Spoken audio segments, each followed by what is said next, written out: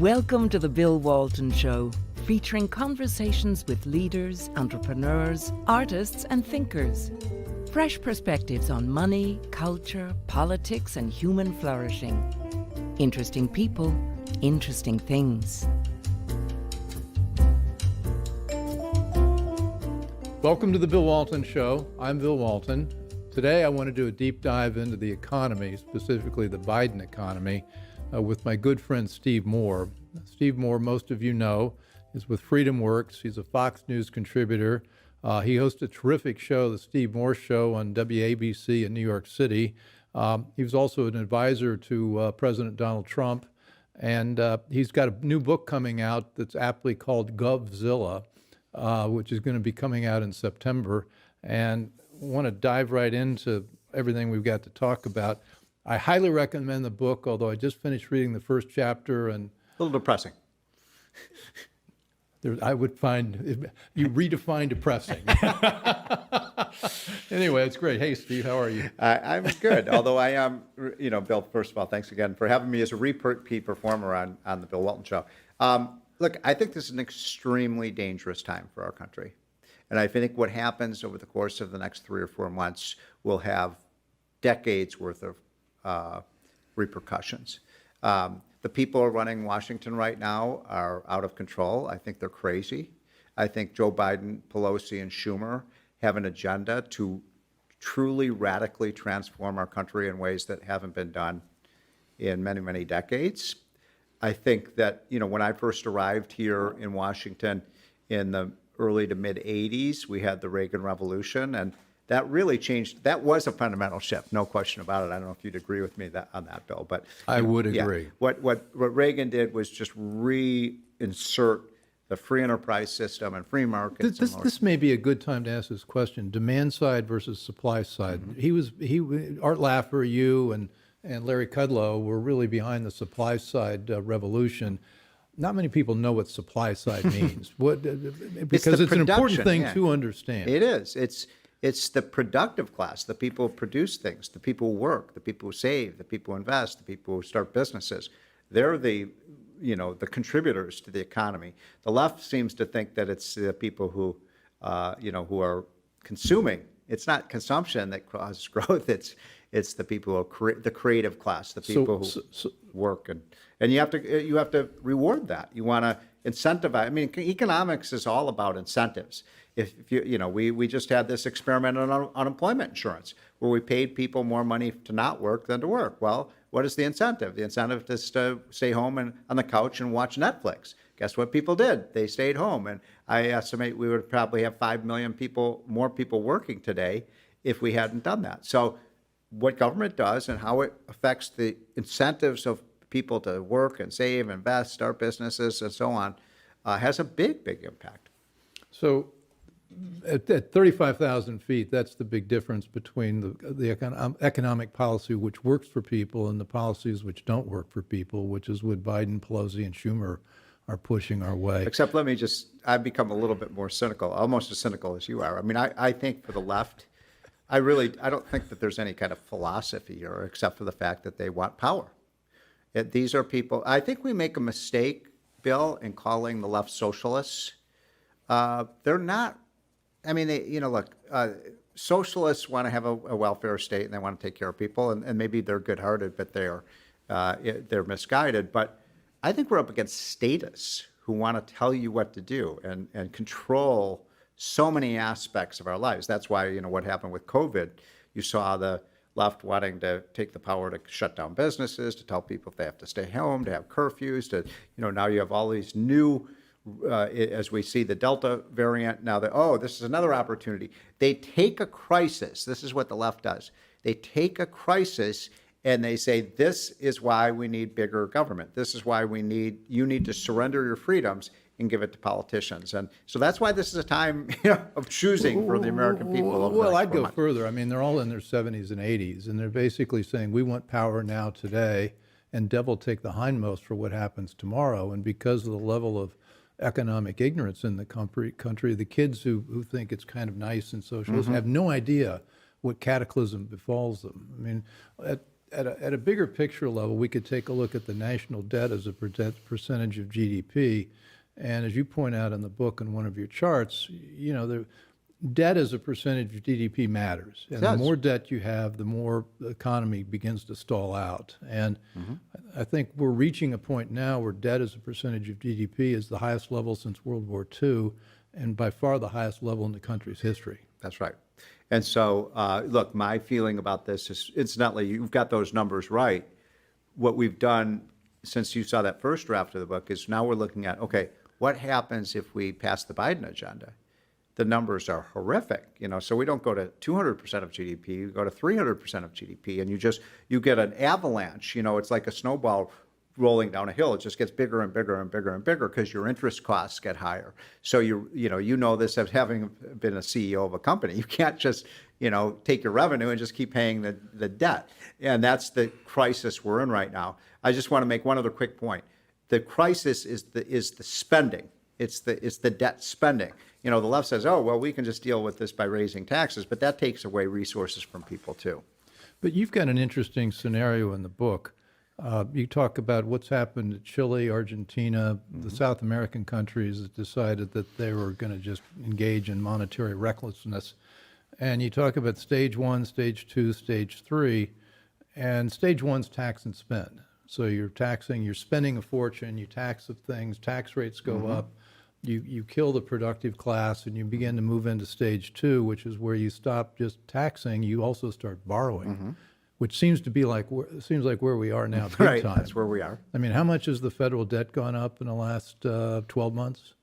Well, if you take all the spending, we're talking about, again, potentially about $5 trillion. I mean, these numbers are so gigantic that that's the problem, Bill. The numbers are so big, people can't even comprehend And them. if you add in, what's on the table now? We're taping this in August of 2021. What's on the table now? We've got another, I've lost track Yeah, I of the know. $1 trillion Okay, so let's do the bills. numbers really quickly. So Biden came in, he started with, remember, his $1.9 trillion bill. I can't even remember what they called it, the American Recovery Act or something. By the way, the American economy was recovering already. We didn't need another $1.9 trillion, but as the left likes to say, a crisis is a terrible thing to waste. So and what that bill really was their blue state bailout. So all the blue states like New York and Illinois and California that shut down their economies, they basically took the money from the red states and gave it to the blue states. So that was that bill. Then we had the $1.2 trillion infrastructure bill, which I don't like to use that term because it's just a green energy bill, and it's for windmills and solar powers and that kind of thing. Contrary to what people think, this is not going to roads, bridges, and tunnels. About 1 out of every $4 goes to it. So 3 out of 4 go to just left-wing play toys. So that's 1.9 plus 1.2 plus. They have a $3 trillion, what they're calling, I love this, they call it human infrastructure. It's just welfare programs, more Obamacare, and so on. So if my math is right, that's about $5.1 trillion. Right. By the way, I don't want to scare people, but that's on top of the $4 trillion normal budget that we pass.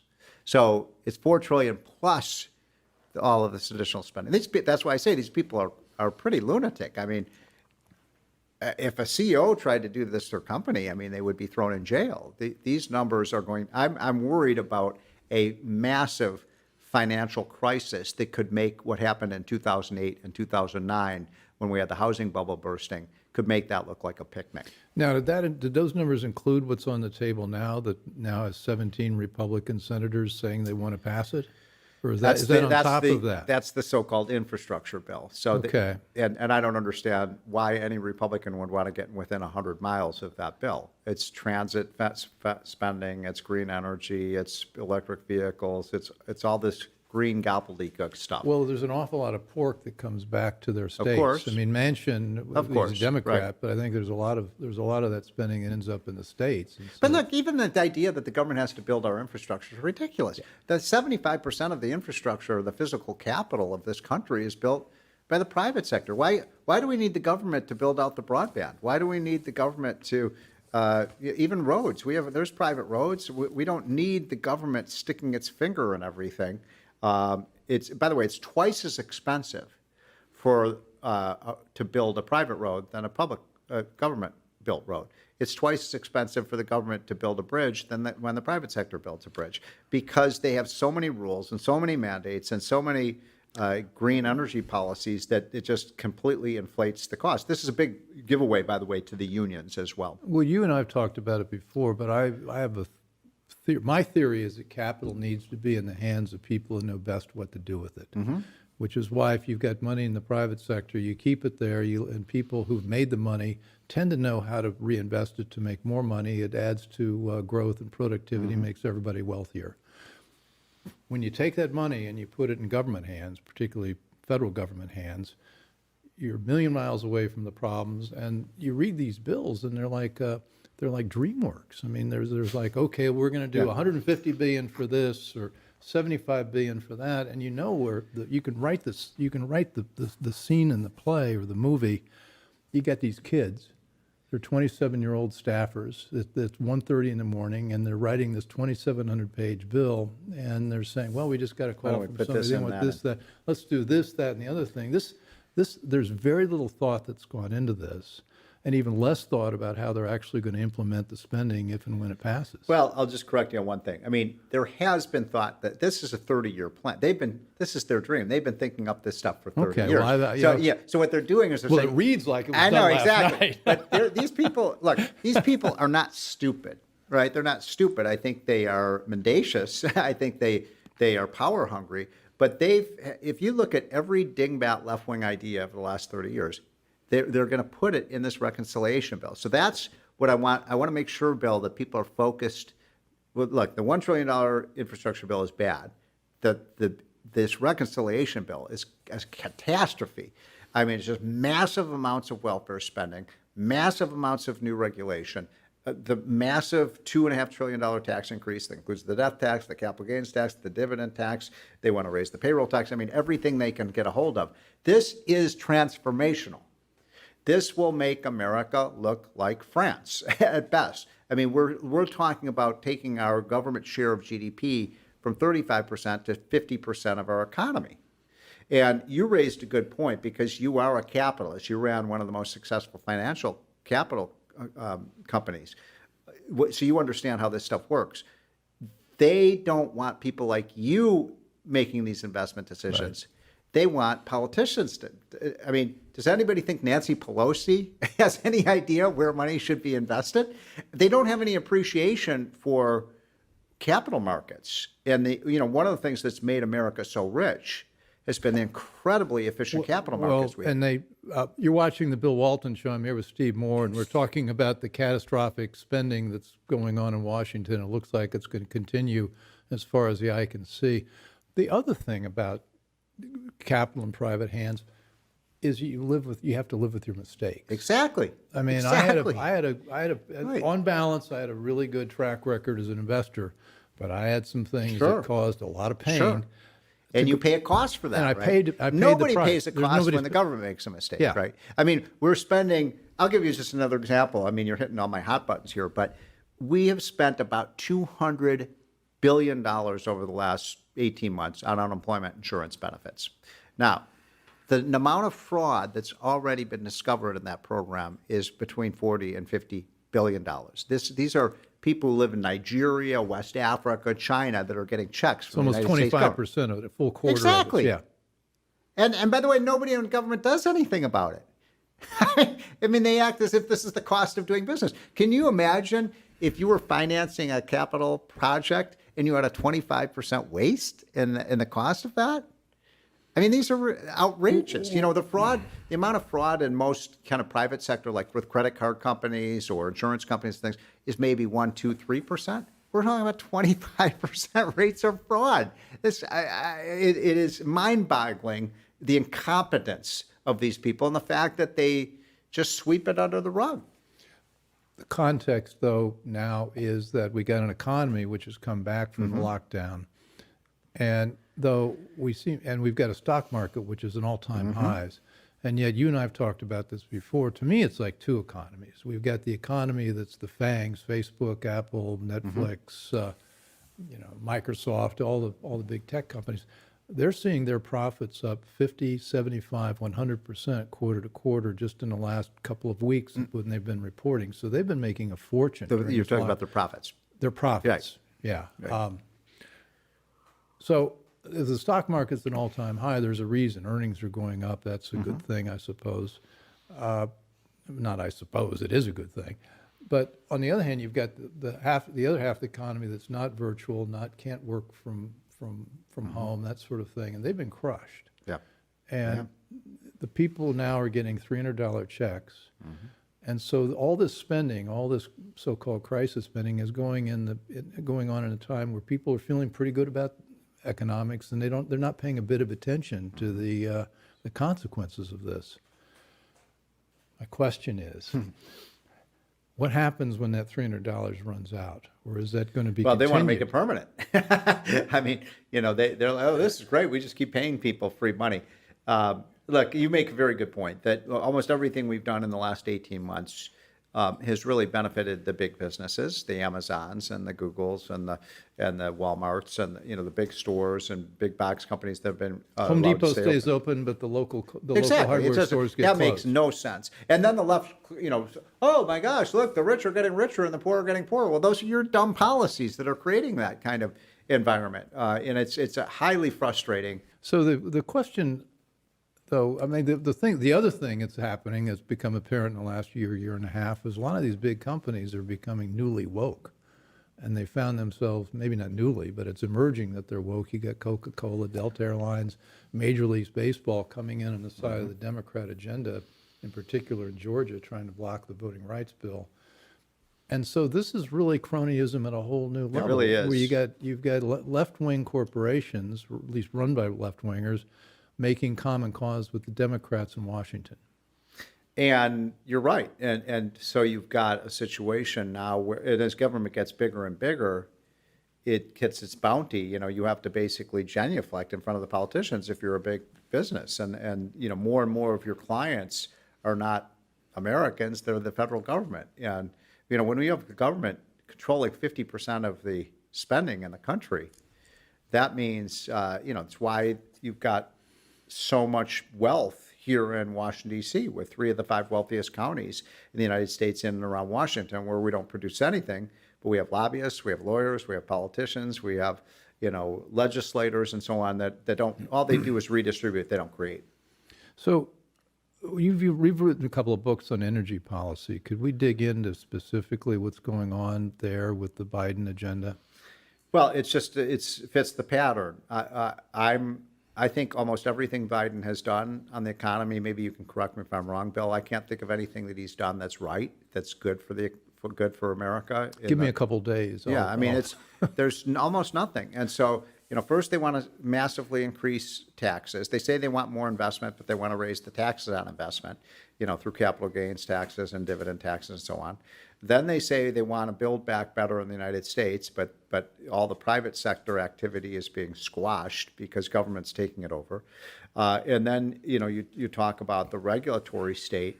All the people who've taken over the regulatory agencies of the Biden administration are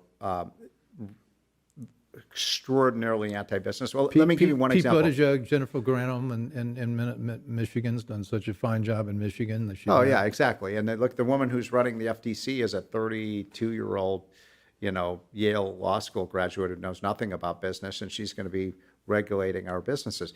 I looked at the 25 top people in the Biden administration, starting with the top: Joe Biden, Kamala Harris, Nancy Pelosi, Chuck Schumer, the Treasury Secretary, the Labor Secretary, the people running the FTC, the SEC. Out of the top 40, how many years of business experience combined these people have?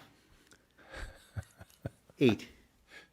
Really? I'm not making this up. years? They're all politicians, university professors, lawyers. None of them know anything. They don't know jack about business. They don't know anything about what they're talking about. Well, I hope you I don't. mean, you alone have more business experience than the top 40 people in the Biden administration. And they haven't been calling me. I know, exactly.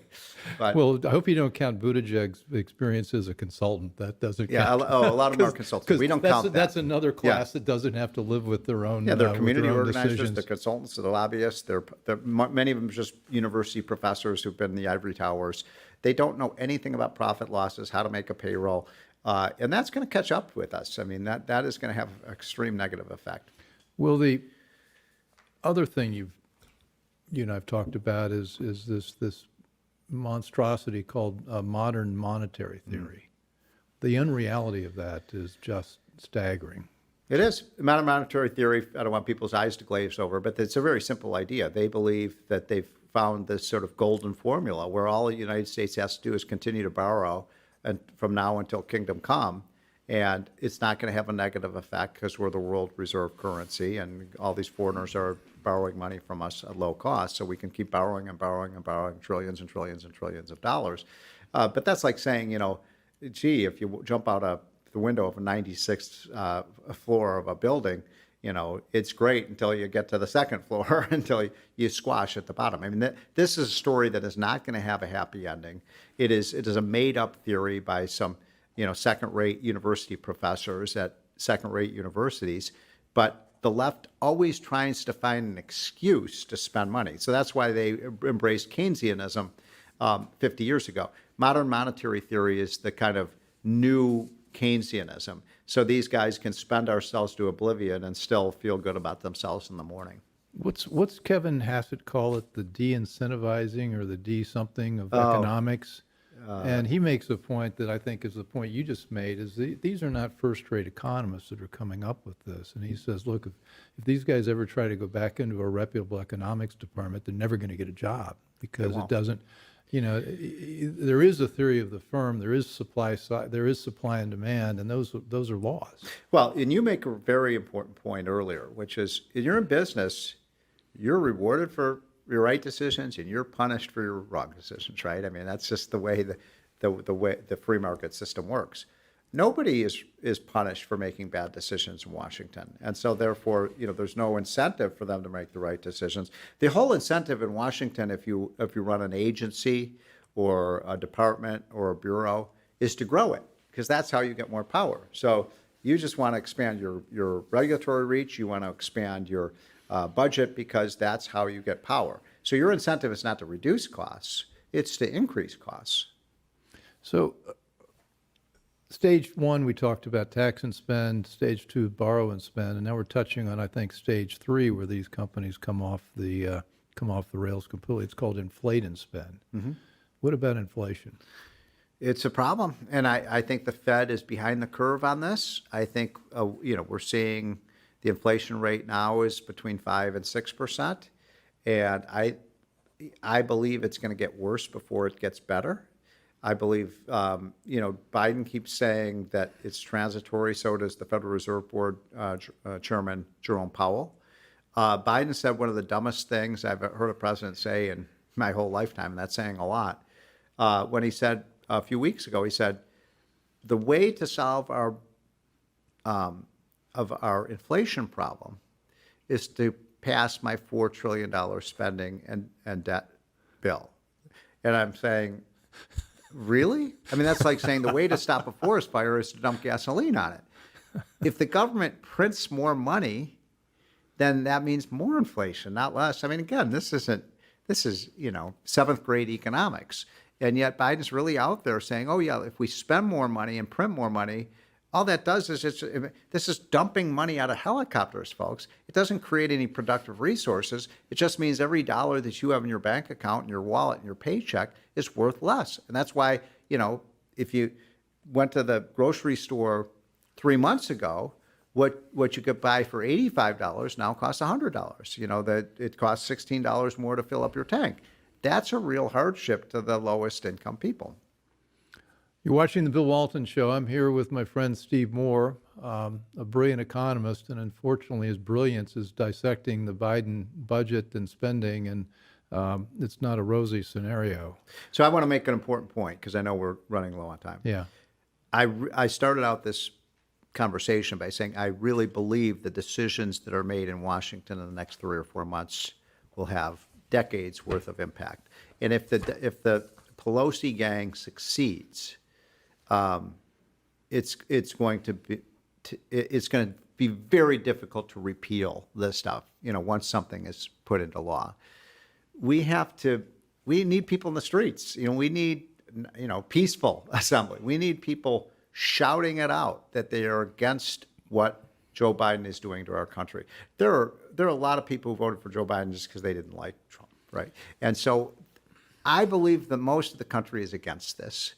And we just have to stop as much of it as we can. The tax increase will reverse 40 years of progress we made on our tax code. We will now have higher tax rates than China. Bill, how are we going to compete with China if they got China has lower tax rates with the United States? What's wrong with this? Well, the only good news is China seems to want to reinstall state control over its yeah, businesses. right. Well, so yeah, they exactly. May.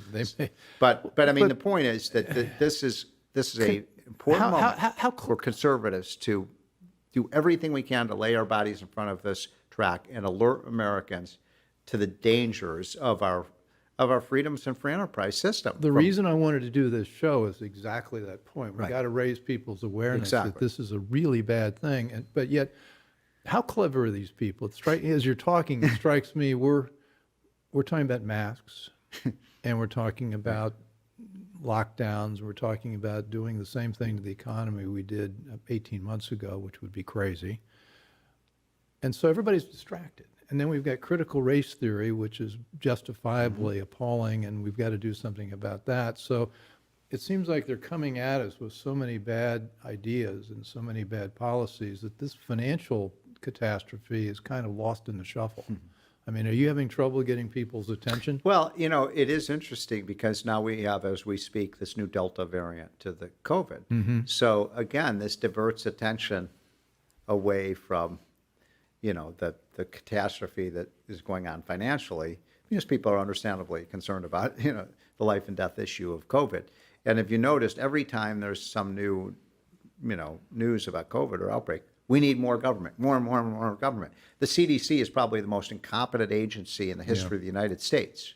And yet we continue to Which we knew before all this, but yeah, now they've we were giving them, $10, $15 billion a year to prepare for a pandemic, but they were too busy studying, gun violence and LGBTQ issues and things like that, not keeping their eye. And now we're putting our faith in the CDC. I think it's a perfect example of an agency that lost its mission, didn't accomplish what it was supposed to do. And what do? The Democrats say, oh, we have got to double or triple the CDC budget.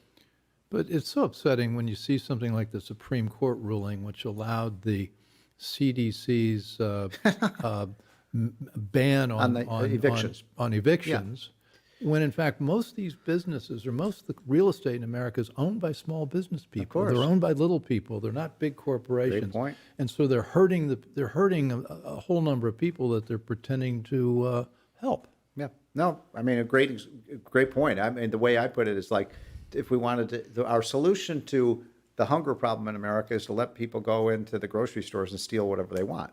Well, then you're not going to have any grocery stores, right? Yeah. But, the left loves to, these are called second order effects. See, the difference between us and them, they don't understand what second order effects are. They say, oh, we're going to allow people to stay in their house and they're not going to even have to pay rent. What does that mean? It means you're not going to have any more affordable housing in America anymore. Right. Why would anybody build an apartment building? Right. People don't have to pay their rent. These people a lot of them are going bankrupt, by the way, Bill. And these are not rich people. I have friends who own, rental apartments and rental housing, and that's their living. That's what if people don't pay their rent, they don't have any money. I did a show on this. I think probably 85% of the housing units in America that are rented are rented like 1 to 4 units per. And they're not big corporations. That's a great point. I did not know that. So the number of so-called corporate owners of these apartments they're few and far between. Yeah. So people think, they're these shyster, wealthy landlords that are, evil and so on, and that's just not the reality. Here's the thing: my head is exploding with interesting things. You and I needed to do a show on the laws of economics because there are things like the second order effects. There's also the seen and the unseen. Right. Supply and demand. There are like 10 things that if people understood it, we'd have better policy decisions. Of course, we've now got Nancy. When's the last time you think Nancy Pelosi balanced her checkbook? I mean, I guess she lets somebody else do that. Let's speculate. I think this is going to pass. I think we can put people in the streets, but it seems like there's so much political momentum for this. So I think we can dramatically change the direction of this. I don't know if we can stop it, but I think we can take out a lot of the worst things. I mean, let me give you another example of something we didn't talk about. They have a new provision in this bill that's never been implemented before in the history of the United States, which would basically say that if you die, all of the assets that built up, the capital gain, you'd have to pay your heirs, your sons, daughters, grandkids, would have to pay a massive tax on the appreciation of those assets at the time you die. Well, that's going to kill family-owned businesses. It's going to kill them. I mean, the government's going to now take half of the estate. You're going to literally, under the Biden budget, I'm not being hyperbolic here. You're going to have people having to sell the farm, sell the ranch, sell the family business to pay the taxes. This is so contrary to America. You mean the government gets the business, not the... I mean, the reason people build up a family, that's their legacy. Your legacy is what you leave to your kids and grandkids. I think about people like my dad. They worked 50, 60 hours a week for 50 years to build up a business so they could pass it on to their kids. That's the American way. There's nothing wrong with that. And they want to basically stop that transmission. Family-owned businesses are really a hallmark of the American society. We got to wrap up. There's so much to talk about. We've got about they're doing 43 so many bad hours things. of things. You and I, right. We talk about all this stuff but all the time. Do you agree with me on this family-owned business thing? I do. It's a dagger in the heart of the whole American idea. The whole American idea. Right. It's an attack on property. It's an attack on. It's an intergenerational attack. You go back 150 years. Tocqueville wrote about this, about Americans build up their farms and build up and these were family owned, and it really is the spinal cord of the economy. And when you think about it, if you wanted to move towards government control, it means over time more and more of the assets of the country will be owned by government because they'll just tax them away. Well, my view about the end game for the left, whatever we want to call them, is that there's this view sort of in 1984 where you had Winston, the single guy, lived in this small apartment. There was no civil society, there were no churches, there was no small business. It was just the individual and the state. Right. And that seems like where we're going. I mean, if you look what happened with the pandemic, they took out tens of millions of small businesses as a consequence of the lockdowns. And if they go after this intergenerational transfers you're describing, and all of a sudden all these small businesses are getting attacked from another way, we're going to, and then the big corporations are making they'll buy them up. They'll buy them up. Yeah. Steve, this is always such a pleasure. Well, I wish I had a more positive message, but I'll just end on a positive note. I really do believe, they work for us. We don't work for them. And we are the voices of the country, and we can stop this. But we can't just be, as our mutual friend Ed Follner, the former president of Heritage, says, you can't be a pacifist in this fight. We need people to take to the streets peacefully and do whatever you can to stop this assault on the American ideal. One other quick thing, I know but you always, you always talk about Western civilization, and this is an assault against Western civilization that we're facing right now. You were right about that. You convinced me. I didn't believe it. We've been going at this for 20 years now. I know. They're not that bad, but they are. Yes, they are. This is an assault against the whole idea of human progress. I mean, it is. Okay, this is part one. We're going to come back for part two and then part three. This is going to be a continuing conversation. You were here before. We'll get you back. The barbarians are at the gates, folks. We got to I'd say stop the barbarians are inside. We're going to do hand-to-hand combat here. So you've been watching the Bill Walton Show. I'm here with my great friend and brilliant economist, Steve Moore, and we're talking about our concern that economic policy has gone out of control. And next time we'll come back, we're going to talk about some of the lines of action where we think we can get involved to push back against this onslaught against freedom. So anyway, thanks for watching. Steve, again, thank you. Bill. Bill Walton Show, thebillwaltonshow.com, and we're on also all the major podcast platforms and YouTube and the other sources of news. So anyway, thanks for joining, and we'll see you again soon. I hope you enjoyed the conversation. Want more? Click the subscribe button or head over to thebillwaltonshow.com to choose from over 100 episodes. You can also learn more about our guest on our Interesting People page. And send us your comments. We read every one, and your thoughts help us guide the show. If it's easier for you to listen, check out our podcast page and subscribe there. In return, we'll keep you informed about what's true, what's right, and what's next. Thanks for joining.